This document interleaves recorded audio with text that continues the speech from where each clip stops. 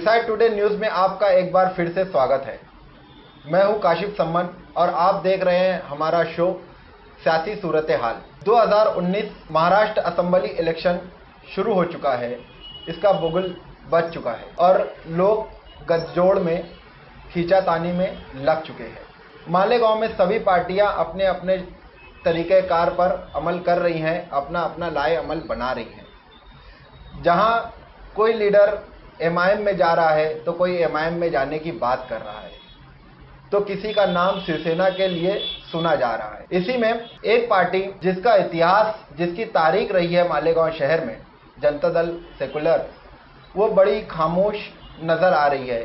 आज हम इसी मुद्दे पर बात करेंगे जनता दल के सेक्रेटरी मुस्तकीम डिग्निटी से कि पार्टी की खामोशी की वजह क्या है और पार्टी अपना क्या लाए अमल तय करेगी।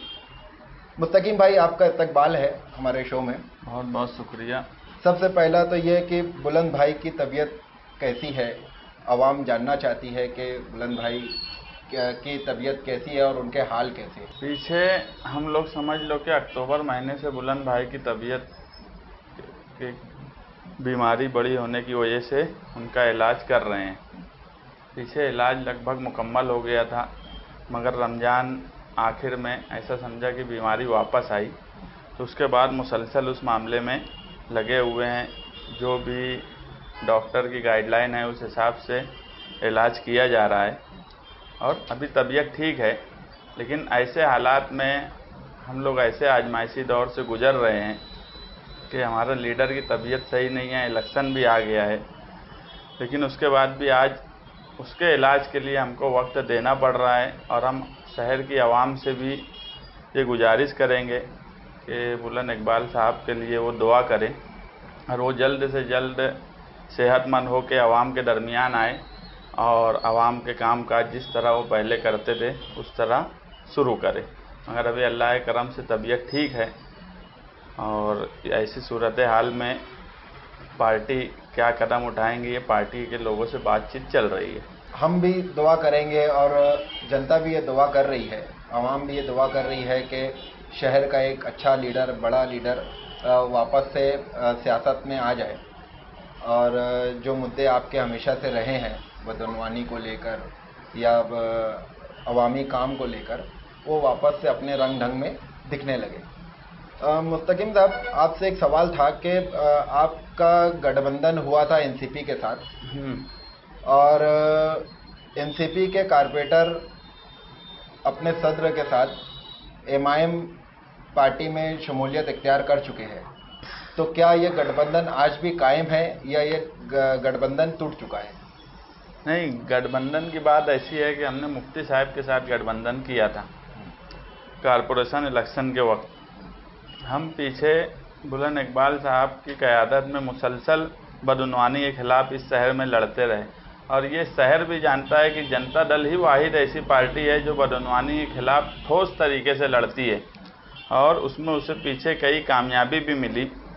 और हमने वही मिजाज मुफ्ती साहब का भी देखा था कि कहीं ना कहीं वो बदउनवानी से नाला रहते हैं, इसीलिए हमने वो पैक्ट किया था कारपोरेशन इलेक्शन के वक्त और उस पैक्ट के हिसाब से हम महागठबंधन के नाम से कामकाज कर रहे हैं।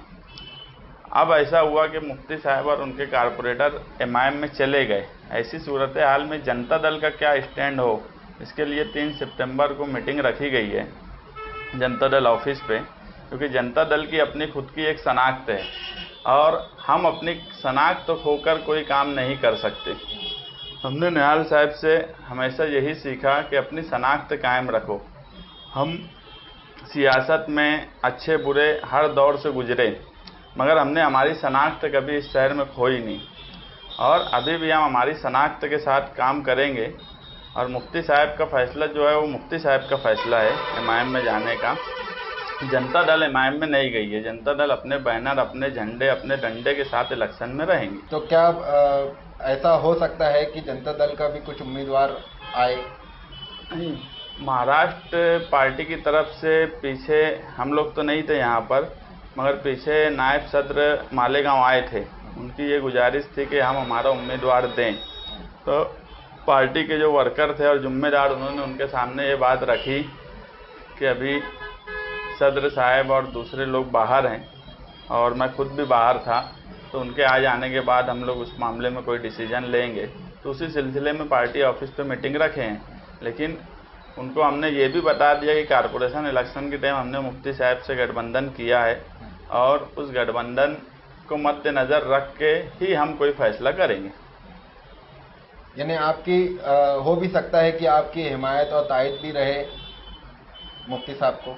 हाँ, हो भी सकता है ना। अब ऐसा है कि वो एक पार्टी में गए हैं, अब हमको भी जायज़ा लेना का वक्त चाहिए, क्योंकि हम कोई काम बहुत जल्दी नहीं करना चाहते। हमारी एक पार्टी है, एक प्रोटोकॉल है, हम जब तक पार्टी वर्कर और जिम्मेदारों से सलाह मशवरा नहीं कर लेते उस वक्त तक हम कोई डिसीजन नहीं ले सकते। हाँ, मुफ्ती साहब से वादा किया हुआ है, वो बात अपनी जगह कायम है, लेकिन उसके बाद भी शहर का जायज़ा लेना, क्योंकि पीछे ये मालेगांव शहर पूरा मुस्लिम अक्सरियत का शहर हमेशा से रहा है।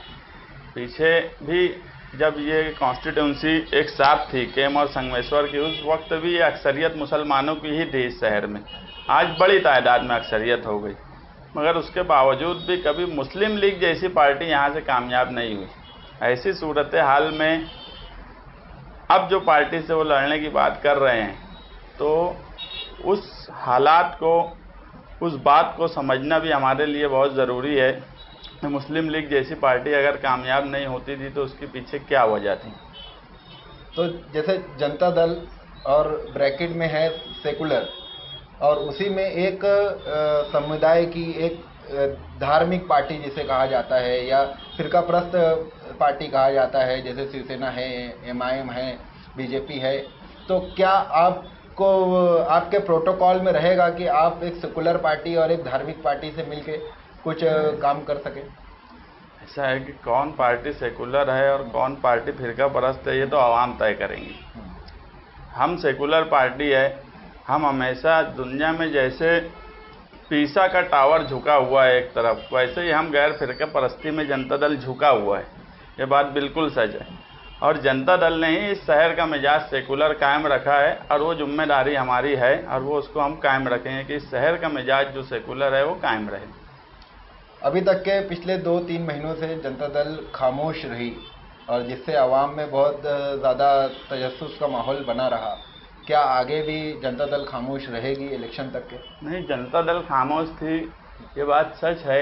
आवाम भी ये बात समझ रही थी, और बुलंद इकबाल की तबीयत को लेकर जिस तरह से आवाम, आज हर दूसरा आदमी मुझसे बुलंद इकबाल के ताल्लुक़ से ही सवाल करता, तो शहरियान भी ये बात समझ रहे थे कि हम किस आजमाइश से गुजर रहे हैं, तो उस बात को वो भी समझ रहे थे। लेकिन अब ऐसा है कि हमको उसकी तबीयत भी देखना है और हमको इलेक्शन में भी जाना है, क्योंकि इस शहर में बदउनवानी हो, भ्रष्टाचार हो, इन सब को लेके कोई ना कोई काम हमेशा जनता दल ही किया है, बाकी कोई पार्टी की नहीं। आज तो ऐसा लगता है कि मालेगांव में कोई पार्टी बची नहीं है। अगर एक तरफ देखें तो जनता दल है, दूसरी तरफ तो कोई पार्टी नहीं दिखती। एक ही पार्टी में सब अगर जाने की ख्वाहिश रखते हैं, तो बहरहाल मालेगांव में हम एक नंबर पार्टी हैं अभी, कि हमारा नाम, हमारा वो तो कायम है, हम फौलाद की जगह एक जगह डटे तो हुए हैं। क्या बुलंद इकबाल साहब की तबीयत को देखते हुए क्या ओहदे में कुछ तरमीम की जाएगी? हाँ, अभी जो 3 सितंबर को मीटिंग है, तो वहाँ पार्टी के जिम्मेदारों को हम लोग बोले हैं कि अगर वो चाहें तो कुछ ओहदे मशवरे से अगर कोई पार्टी में कोई जिम्मेदारी लेने के लिए तैयार रहेगा तो हम वहाँ उसको जिम्मेदारी देंगे। 3 सितंबर की मीटिंग के बाद एक बड़ा फैसला जनता दल ले सकती है। 3 से बगैर वर्कर, बगैर कारपोरेटर, बगैर जिम्मेदारों से बात किए हम कभी कोई फैसला नहीं लेते, और हम अभी भी उनसे बात किए बगैर फैसला नहीं लेंगे। हमारे यहाँ घाई वाला काम नहीं है। तो आप 3 तारीख के बाद ही कुछ पिक्चर क्लियर आप बता पाएंगे कि आपकी पार्टी क्या करने वाली है? हाँ, 3 सितंबर की मीटिंग होने के बाद ही हम सही कंडीशन लोगों की समझ सकेंगे कि शहर का क्या मिजाज है। हमारे लिए सबसे अहम सवाल यह है कि शहर का मिजाज क्या है, वो समझ लेना। और शहर का मिजाज, हमारे वर्कर शहर भर में हैं, वो आएंगे और वो अपने अपने एरिया का मिजाज बताएंगे, और वो मिजाज समझ लेने के बाद ही हम कोई फैसला करेंगे। क्योंकि मैं बोला कि यार, हम बदउनवानी और भ्रष्टाचार को भी नहीं पसंद करते और हम फिरका परस्ती को भी नहीं पसंद करते। अब हमको बदनवानी और भ्रष्टाचार से भी लड़ना है और फिरका परस्तों से भी लड़ना है, और इस शहर का मिजाज जो सेकुलर है उसको कायम भी रखना है। अब ये सारी जिम्मेदारी जनता दल के लोगों पे आ गई है कि इस शहर का सेकुलर मिजाज भी कायम रखे और भ्रष्टाचार और बदनवानों से लड़ते भी रहे। एक आप चूँकि सियासत में बहुत सालों से हैं और जिस शख्स के शागिर्द हैं वो सियासत के गुरु कहा जाता था जिन्हें, तो आज बड़े शहर के सारे बड़े लीडर एक पार्टी में जाना चाह रहे हैं, तो इसकी क्या वजह हो सकती है? जबकि जैसे आपने कहा कि शहर का जो मिजाज है, सियासी मिजाज, वो सेकुलर होता है हमेशा से। तो आज ऐसा क्या हो गया कि सब की सब एक ही पार्टी में जाना चाह रहे हैं अचानक? मैं किसी पार्टी को फिरका परस्त बोला ही नहीं हूँ, ना मैं किसी पार्टी को फिरका परस्त बोलूँगा। ये तो शहर तय करेगा कि कौन सी पार्टी क्या है। अब जो लोग जा रहे हैं या जो जाना चाहते हैं, अब वो उन्होंने कुछ ना कुछ देखा होगा, वो उनकी आइडियोलॉजी है, उनकी समझ है। जो अपने आप को हमेशा ये कहते थे कि हम यहीं पैदा हुए, वो भी आज ढिलमुल दिखते कि हम पैदाइशी ये है। तो मैं वही बोल रहा कि हम तो बहरहाल जहाँ है, निहाल साहब चाहते तो पार्टियां बदल के गवर्नर बन जाते, ऐसा पार्टी के जो जिम्मेदार हैं या जो पुराने लोग हैं वो बोलते, मगर साहब ने कभी पार्टी बदली नहीं। और साहब के जाने के बाद भी हम सियासत में सिर्फ इसीलिए हैं, नहीं तो हम घर बैठ जाएं, कि साहब की आइडियोलॉजी को इस शहर में कायम रखना, यही हमारी सबसे पहली ख्वाहिश होती है कि उसको कायम किस तरह रखा जाए। अब जो दूसरे लोग जो पार्टी में जा रहे हैं, अब उनकी आइडियोलॉजी और उनकी समझ को उसके ताल्लुक से वही बताएंगे। ये थे हमारे साथ में मुस्तकीम डिग्निटी, जो जनता दल सेकुलर के जनरल सेक्रेटरी हैं, जिन्होंने बहुत सारी बातों का खुलासा किया। लेकिन आने वाला वक्त बताएगा कि जनता दल का लाए अमल क्या होगा और इनकी प्लानिंग क्या होगी। 3 तारीख के बाद पिक्चर थोड़ी साफ हो सकती है। जब तक के लिए देखते रहिए रिसाइट टुडे। खुदा हाफिज़।